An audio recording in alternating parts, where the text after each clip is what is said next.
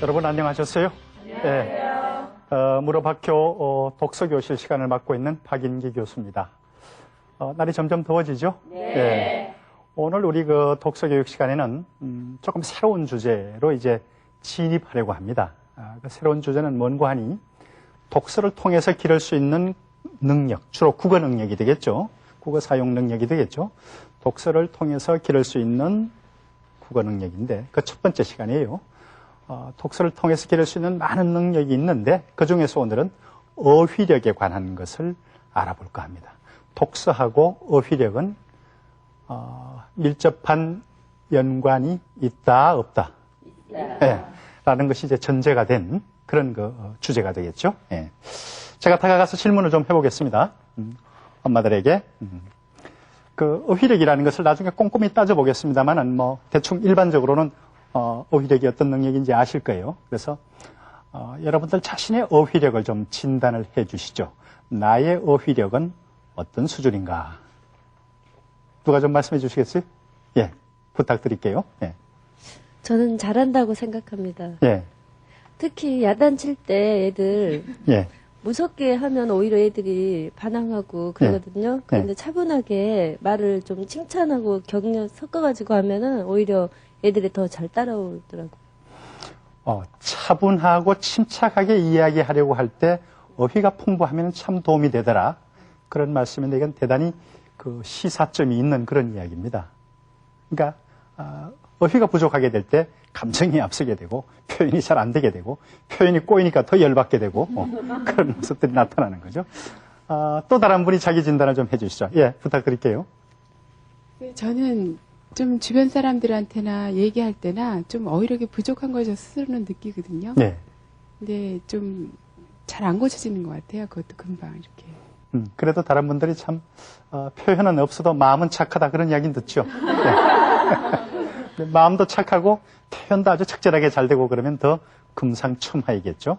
우리가 이제 일상생활 하는 데 있어서의 어휘력은 그러하고 우리 자녀들은 어휘력이 곧 학습 능력하고 연결이 돼요. 그러니까 국어 공부를 잘 할 수 있는 것은 더 말할 것도 없고 어휘력이 풍부한 아이들은 수학을 하든 과학을 하든 다른 예체능을 하든 자기 자신을 표현하거나 또 자기가 학습한 내용을 정리해서 나타내거나 이럴 때 어휘력이 풍부한 아이들은 표현하는 데 있어서 자신감을 가지게 됩니다. 그런 느낌을 우리가 다 가져본 적이 있죠. 생각은 많은데 뭐 글로 쓰려니까 말로 하려니까 건더기가 없다. 그런 이야기들을 하는데 이게 그 생각의 내용 자체가 다 도망가서 없는 것이 아니라 생각인들 왜 없겠어요. 40년 가까이 살아온 인생 경험이다. 우리의 말할 거리들인데 적절한 어휘로 표상되어 나오지 않는다는 것 때문에 마치 내가 생각이 없는 것처럼 내 머릿속에는 아무런 아이디어가 없는 것처럼 그렇게 되는 것이죠. 이런 경험을 자꾸 반복하다 보면 그래 나는 안 돼. 그냥 구석에 가서 가만히 있는 게 상수야. 이렇게 표현과 관계된 자기 자신의 이 정체감 자체가 떨어지게 되어 있습니다. 어른도 그러한데 하물며 자녀들이야. 그래서 그 공부하는 중학생, 고등학생 단계에서 어휘력을 많이 기를 수 있으면은 이 다음에 대학 가서 그 뒤에 쭉 공부를 해나가는 데 있어서 아주 좋은 미천이 된다. 그렇게 우리가 어휘력을 강조하고 싶습니다. 어휘력 이야기가 나왔으니까 이런 예를 한번 들어볼게요. 여러분 그 차 몰고 다니면서 이제 라디오 방송 듣다 보면은 57분 교통정보 이런 거 있습니다. 네. 들어보셨어요? 네. 58분 교통정보를 들어보셨나요? 그게 주로 서울 시내 도심지에 차량이 많이 막혀서 소통이 잘 안 된다는 정보들을 많이 전해주고 있죠. 네. 그래서 여러분 유심히 들어보세요. 차량이 많아서 소통이 잘 안 된다는 표현을 얼마나 다양하게 많이 하고 있는지. 그러니까 그 아나운서가 말이죠. 소통이 잘 안 됩니다. 소통이 잘 안 됩니다. 소통이 잘 안 됩니다. 이렇게 말하지 않아요. 네. 막히고 있다. 차가 많아가지고 길이 막히고 있다는 표현을 대단히 다양하게 하고 있죠. 그래서 듣는 사람들이 지루하거나 따분하거나 그러지가 않습니다. 이것은 그 차량이 막힌다라는 표현을 매우 다양한 어휘를 동원해서 다채롭게 융통성 있게 달리 말하면 유창하다라는 말이 그렇게 같은 말들을 적절하게 그 변화감을 살려주면서 쓸 수 있는 그런 어휘력을 두고 우리가 참 유창한 어휘 구사력이다. 그렇게 이야기하는 거거든요. 우리 모두가 그렇게 될 수 있으면은 얼마나 좋겠어요. 그죠? 그렇게 돼도 문제이긴 할 거예요. 그죠? 모두 다가 그렇게 유창한 어휘력을 구사하게 되면은, 그건 그것대로 또 상황이 달라지겠죠. 어쨌든 그런 생각을 해보게 되고요. 또 어휘력이라는 것은 단순히 이렇게 낱말의 수효를 많이 안다는 것만을 뜻하지는 않습니다. 어떤 단어를 아주 이 심도 있게 이해하고 표현하는 능력을 이제 어휘력에 들어가는 거예요. 그래서 우리가 살다 보면은 험한 일을 당할 때가 있습니다. 그죠? 험한 일을 당할 때가 있는데, 누가 누구를 때렸다라든지, 또, 그렇게 남녀 간에 이렇게 탈선을 해서 무슨 문제가 생겼다든지, 직장이나 이런 데서. 그럴 때, 격조 있는 자리에서 누가 누구를 두들겨 팼다. 그런 일이 있었다. 이렇게 말하지 않죠? 또 누구와 누구가 바람이 나서 불만하다. 이렇게 말하지 않죠? 점잖게 어떻게 말합니까? 대단히 불미스러운 일이 있었다. 이렇게 말해요. 그러니까 불미스럽다라는 말을 적절하게 이렇게 품격을 살려서 갖다 쓰는 거죠. 그렇게 말을 갖다 쓸 수 있는 능력도 다 어휘력에 들어가요. 그러니까 우리가 일상생활에서의 언어 생활을 아주 품위 있게 할 수 있는 것과도 연관이 되고, 더구나 우리 자녀들의 경우는 이게 아까 말씀드린 대로 학교에서 배우는 모든 과목의 학습이 어휘력을 중심으로 그렇게 이루어진다 하는 것을 이제 말씀을 드릴 수가 있겠습니다. 그 다음에는 한 가지만 더 제가 확인을 하고 들어갈게요. 이제 댁에서 자녀들을 다 어린 시절부터 이렇게 길러오고 공부도 시키고 해왔는데, 자녀들이 뭔가 책을 읽거나 공부를 하다가 부모님께 물어볼 때가 많습니다. 그죠? 물어볼 때, 자녀들이 뭔가 책을 읽다가 부모님에게 물어볼 때 어떤 형태로 묻던가요? 어떤 형태로 묻던가요? 하는 말이 여러분 잘 이해가 안 될지 모르겠습니다만, 책을 읽다가 어머님, 이 책의 전체적인 주제가 뭔지 모르겠어요. 말씀해 주세요. 이런 질문을 하던가요? 그런 질문을 할 경우도 있겠지만 그렇게 흔한 경우는 아닙니다. 소설책을 읽다가 이 소설 전체의 플롯 전개가 어떻게 되는지 이해가 안 돼요. 말씀해 주세요. 설명해 주세요. 이런 질문도 잘 안 씁니다. 대체로 우리 자녀들이 부모님께 가정에서 묻는 질문의 형태는 어떤 낱말에 대한 뜻을 묻습니다. 이 말이 무슨 말이에요? 그 말을 묻는 거죠. 그죠? 어린 시절에 저는 그런 질문을 한 적이 있어요. 어머니가 사다 주신 책을 처음 읽으면서 거지와 왕자라는 책이었는데 옥쇠라는 말이 나오더라고요. 옥쇠. 이게 어려운 말이었죠. 그래서 옥쇠가 무슨 뜻이에요? 이게 주로 낱말이나 어떤 용어를 가지고 질문하는 것이 거의 90% 이상입니다. 그렇게 보면은 우리가 가정에서 자녀들의 공부에 도움을 줄 수 있는 구체적인 장면은 대체로 낱말의 뜻과 관계되는 것들이에요. 물론 낱말에 따라서는 중요한 개념을 이룬 낱말들이 있어서 그 개념을 잘 설명하려면 쉽지 않은 경우도 있지만은, 그러나 어쨌든 어휘력의 차원에서 부모님이 자녀들에게 도움을 줄 수 있다는 말이죠. 그래서 우리가 자녀들이 학습하는 모든 장면에서 1차적으로 중요한 것은 어휘력이다. 그런 생각을 해볼 수가 있습니다. 그럼 이제부터 어휘력이 풍부하다는 것이 구체적으로 무엇을 말하는지를 여러분과 함께 확인해 보도록 하겠습니다. 어휘력이 풍부하다는 것은 무엇을 말하는지 칠판으로 가서 정리를 좀 해보도록 하겠습니다. 네.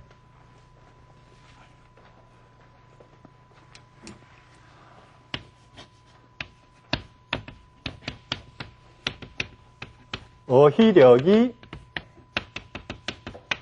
풍부하다는 것, 이것이 무엇을 의미하는가 보자 말이죠. 첫 번째는 여러분, 어휘력이 풍부하다 그러면 뭐가 생각이 나요? 낱말 많이 하는 것, 그죠? 낱말 많이 하는 것이죠. 그러니까 낱말을 단순히 많이 하는 것이에요.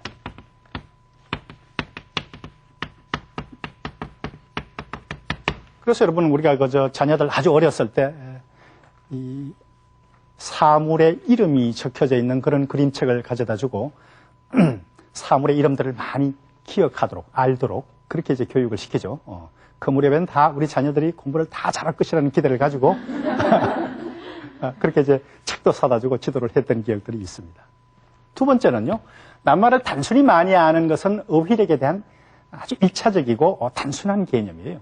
두 번째로는 아까 말했죠. 한 낱말의 쓰임을 한 낱말의 쓰임을 다양하게 아는 거예요.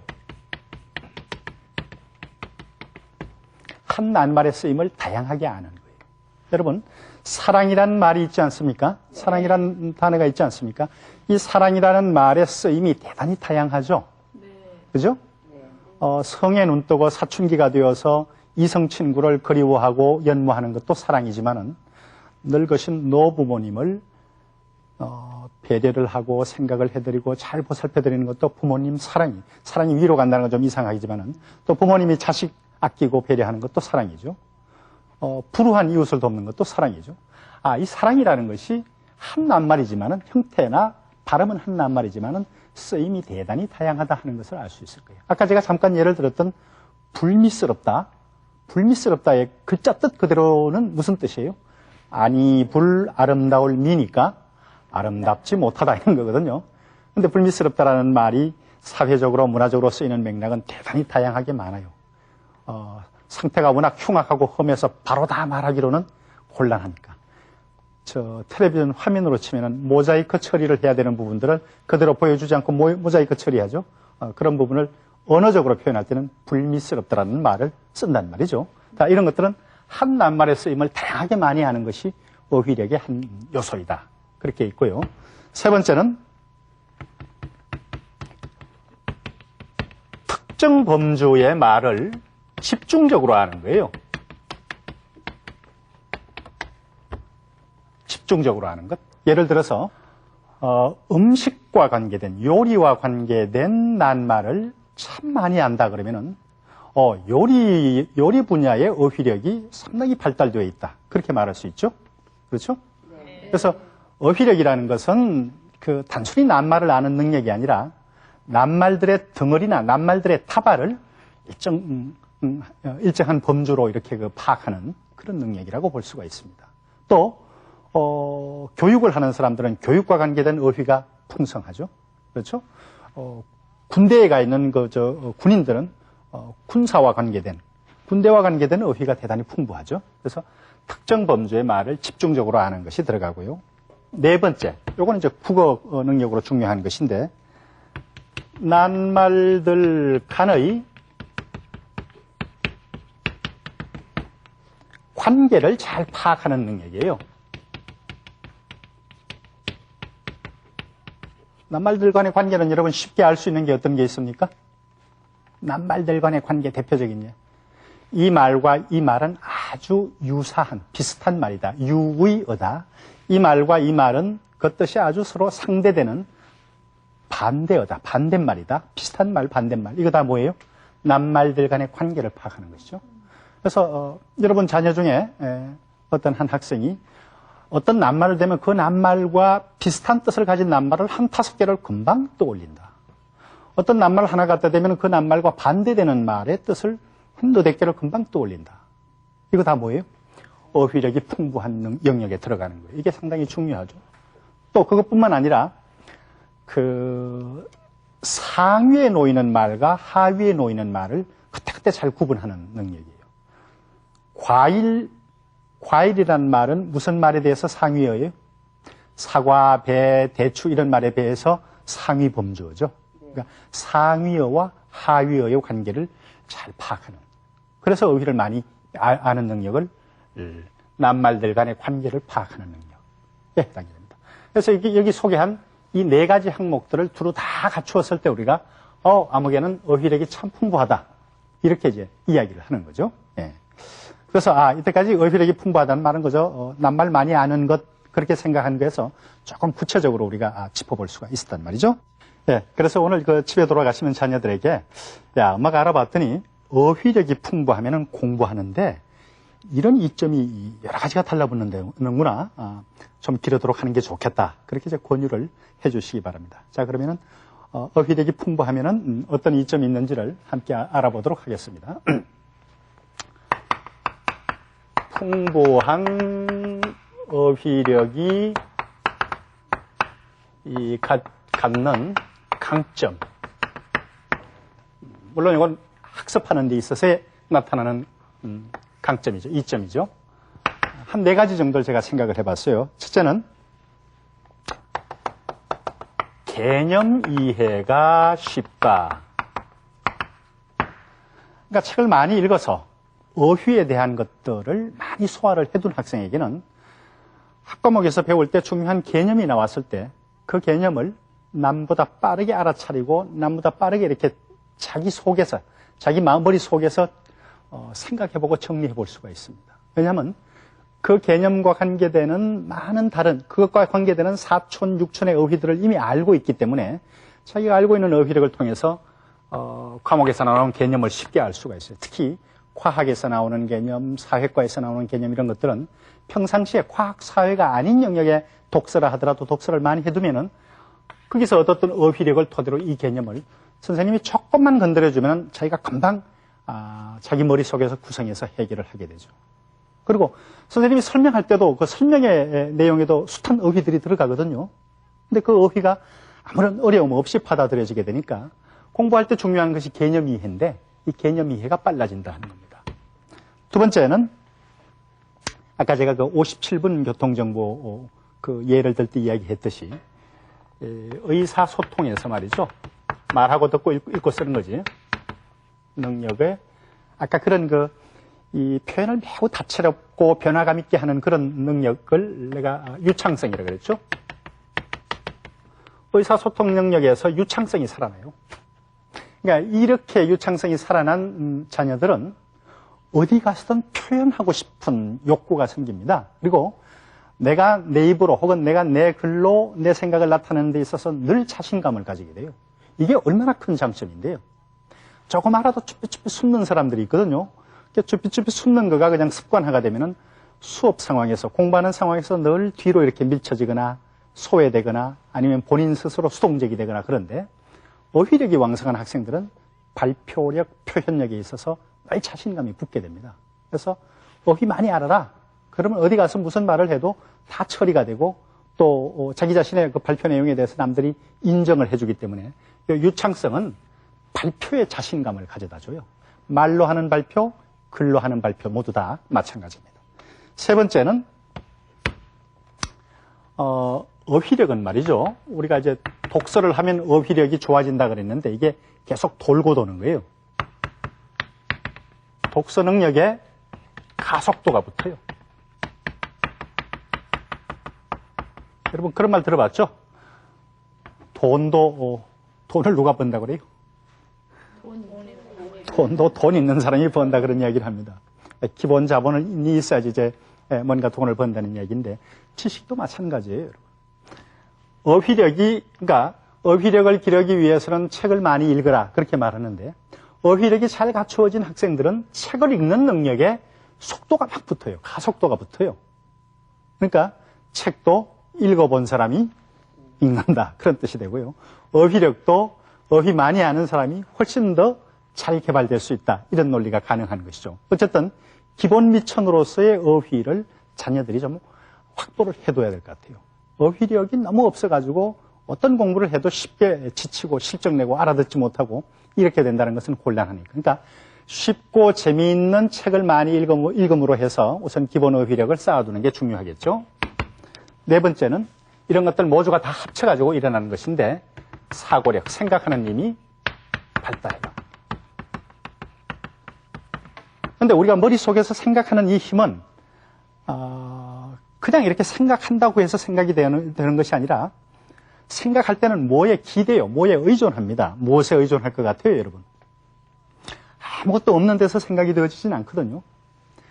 입으로 내놓지 않고 손으로 쓰지 않는다 뿐이지 뭔가 우리가 마음속에서 생각할 때는 다 드러나지 않는 마음속의 언어에 의존해요. 마음속으로 말을 다 해보고 마음속으로 글을 다 써보고 그게 뭐예요? 그러는 과정이 곧 사고하는 과정이거든요. 그래서 어휘력이 풍부한 학생들은 마음속으로 생각할 때, 마음속의 언어에 의존할 때 어휘력이 풍부한 학생들은 마음속의 생각들이 훨씬 더 역동적이고 활발하고 풍성할 수가 있어요. 어휘가 빈곤한 사람들은 생각 자체가 그렇게 역동적이고 풍성하게 일어나지가 않는다. 이렇게 이제 이야기를 할 수가 있겠죠. 그래서, 그러니까 그 어휘력을 가지면은 저와 같은 이점들이 있구나 하는 것을 알았고, 동시에 저런 이점을 갖추기 위해서 우리가 자녀들에게 독서를 권장해야 될 텐데 기본 어휘력이 모자란 자녀들에게는 쉬운 책을 많이 읽도록 하세요. 쉽고 재미있는 책을. 그런 다음에는 조금씩 어려운 책으로 그렇게 나아가야 되겠죠. 자, 그러면 이 강의 내용들을 총합해가지고 어휘력의 발달을 돕기 위해서는 독서를 어떻게 해야 될까 하는 것들을 한 5가지만 알아보도록 하겠습니다. 어휘력 발달을 돕는 독서지도 제가 5가지 뽑아봤는데 자녀들에게 글을 읽을 때 가급적이면 주제 중심으로, 그러니까 읽은 독서 경험도 주제 중심으로 자꾸 정리를 해보는 거죠. 주제 중심이란 말은 내가 소설책을 5권 읽는데 사랑이라는 주제로 된 주제를 정하고 그렇게 좀 책을 읽어보자. 또 일반 설명문과 관계된 책을 읽는데 환경 문제와 관계된 책을 읽어보자. 그러면 환경 문제와 관계된 어휘들을 유기적인 관련을 맺으면서 효과적으로 배울 수가 있어요. 그래서 주제 중심으로 독서를 좀 시켜보는 게 좋겠다 하는 것이고요. 또 어휘 자체를 정말 염두에 둘 때는 꼼꼼히 읽는 것도 중요하지만은 빠른 속도로 읽게 하면서 어휘들을 단위 시간 내에 많이 처리해보는 그런 속독 중심의 독서를 지도해 본 적도 합니다. 그래서 엄마 나는 어휘가 잘 늘지 않고 어휘력이 늘지 않고 좀 빈약한 것 같아. 그런 아이들에게는 쉬운 거를 빠른 속도로 읽게 하면서 네가 1분 동안에 어휘를 처리하는 양이 전에 얼마였는데 얼마였다. 이런 식으로 이제 강화를 해줄 필요가 있겠고요. 그다음에 조금 이제 어휘력 공부가 발달된 학생들에게는 너무 쉬운 걸보다는 조금 읽기 어려운 것들. 그래야지 새로 나온 어휘들에 대해서 관심을 가질 수 있죠. 늘 알고 있는 어휘를 자꾸 글 속에서 발견하는 것보다는 어휘력 학습이 되려면 약간 어려운 그런 읽을거리를 학생들에게 제공해야 될 것 같아요. 여기서 가독성이란 말은 어떤 글이 읽기에 얼마나 어려운가 쉬운가 하는 것을 나타내는 것을 가독성이라고 합니다. readability 그랬죠. 그래서 가끔은 조금 이제 그 학습이 진전이 됐을 때는 읽기에 약간의 부담을 갖는 약간 높은 수준의 어휘들이 들어간 그런 글들을 의도적으로 제공할 필요가 있겠어요. 그 다음에 이제 평상시에 그 어휘력을 높이기 위해서 글을 읽을 때는 새로 나온 어휘거나 잘 모르는 어휘에는 반드시 밑줄을 그으면서 읽어봐라. 그런 주문도 좀 할 필요가 있겠고, 가끔씩 그 짧은 글을 하나씩 떼어내가지고 적절한 간격으로 괄호를 치는 겁니다. 그 단어를 빼내고. 그리고는 여기 들어갈 말을, 여기 빈칸 메우기잖아요.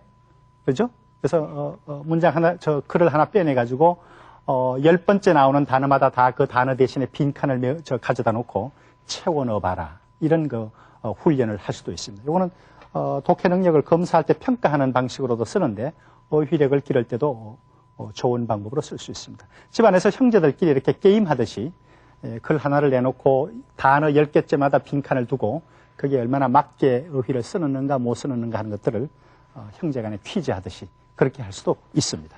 이와 같은 방법들을 써서 어휘력 발달을 도울 수 있도록 그렇게 하시면 될 것 같아요. 이제 그 어휘력과 관계돼서 우리 자녀들이 어떻게 공부하고 있는지 취재를 해온 것이 있습니다. 함께 보시도록 하죠. 네.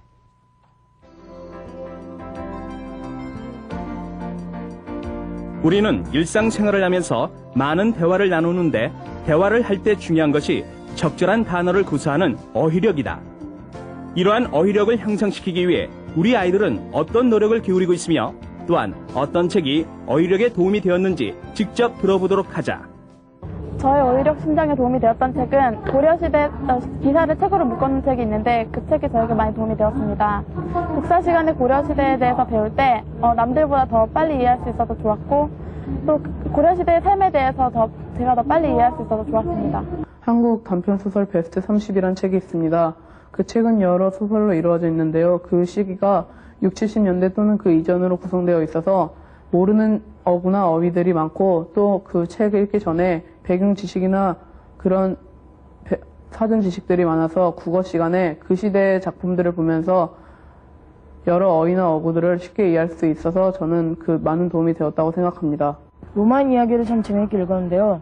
로마인 이야기를 읽으면 어휘력이 직접적으로 형성된다고 볼 수는 없습니다. 하지만 거기에 나오는 단어를 가지고 그 뜻을 유추해내가는 능력은 많이 좋아졌습니다. 거기에 나오는 상황과 단어를 가지고 유추를 해가면서 그 단어가 무슨 뜻인지 사전을 찾지 않고도 알 수 있는 능력이 더 많아진 것 같습니다. 그 책은 로마인들의 흥망성쇠를 다룬 내용인데요.